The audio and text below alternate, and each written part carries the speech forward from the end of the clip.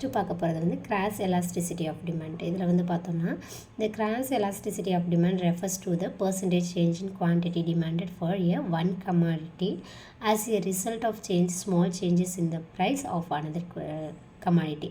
இப்போ 2 குட்ஸ் இருக்குன்னா tea coffee டீயோட ரேட் வந்து இன்க்ரீஸ் ஆனதுனால காஃபிக்கு வந்து நிறைய பேர் ப்ரிஃபர் பண்ணி காஃபிக்கு வாங்குறது வந்து டீக்கு பதிலாக காஃபி அப்படிங்கிறது ஸ்மால் சேஞ்சஸ் இன் ப்ரைஸ். டீயில் ப்ரைஸ் சேஞ்சஸ் ஆனதுனால கொஞ்சம் இன்க்ரீஸ் ஆனதுனால காஃபி போய் கன்சியூம் பண்ணுறது தான் வந்து ஸ்மால் சேஞ்சஸ் ஒன் கமாடிட்டி. இது cross commodity cross elasticity of டிமாண்ட்னு சொல்லுவாங்க. This type of elasticity usually arises in the case of interrelated goods such as substitutes.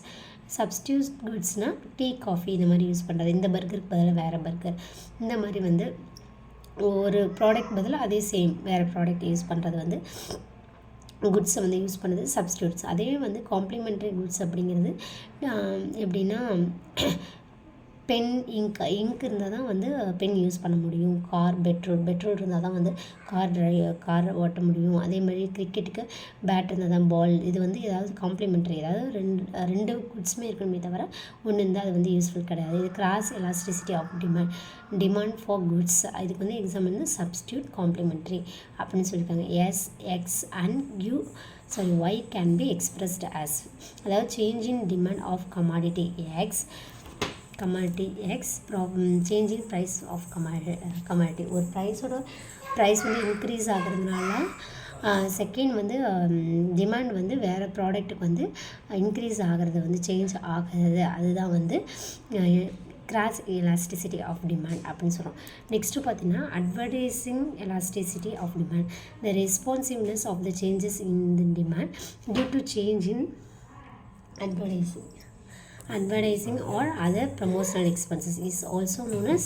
இப்போ ஃபோர்த் ஒன் பார்த்தோம் அப்படின்னா அட்வர்டைசிங் எலாஸ்டிசிட்டி ஆஃப் டிமாண்ட். இது வந்து the responsiveness of the change in demand due to change in advertising or other promotional expenses is known as advertising elasticity of demand. It can be expressed as the formula. இப்போ first என்ன price elasticity of டிமாண்டில் பார்த்தோம், price change ஆகிறதுனால டிமாண்டில் என்னென்ன changes வருது அப்படிங்கிறது பார்த்தோம். Second வந்து பார்த்தோம் அப்படின்னா இன்கம் எலாஸ்டிசிட்டி ஆஃப் டிமாண்டில் பார்த்தோம் அப்படின்னா நமக்கு எந்த அளவுக்கு இன்கம் இன்க்ரீஸ் ஆனால் நம்மளோட டிமாண்ட் இன்க்ரீஸ் ஆகும். அதே வந்து இன்கம் டிக்ரீஸ் ஆனிச்சுன்னா நம்மளோட டிமாண்டு டிக்ரீஸ் ஆகும்னு பார்த்தோம்.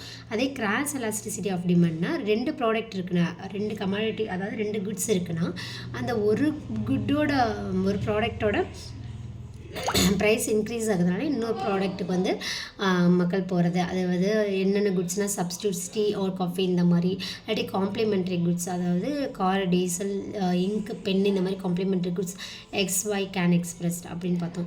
அதுக்கடுத்தது அட்வர்டைசிங் வந்து பார்த்தோம் அப்படின்னா ஒரு குட்ஸை வந்து அட்வர்டைசிங் பண்ணுறதுனால, அதே மாதிரி ப்ரொமோஷனல் எக்ஸ்பென்சஸ்க்காக நம்ம வந்து நிறைய செலிப்ரிட்டியை வச்சு அட்வர்டைஸ் பண்ணுவாங்க. இந்த மாதிரி நிறைய விதமாக வந்து அட்வர்டைஸ் பண்ணுறதுனால ஒரு குட்ஸ்க்கு வந்து அந்த டிமாண்டில் என்ன சேஞ்சஸ் ஆகுது அப்படின்னு பார்க்குறது வந்து advertising elasticity of demand. It can be expressed as proportionate change in demand divided by change in advertising expenditure. இதுதான் வந்து 4 types of elasticity of demand. Elasticity of டிமாண்டை வந்து ப்ரைஸ் எலாஸ்டிசிட்டி ஆஃப் டிமாண்ட் அப்படின்னு சொல்லுவாங்க.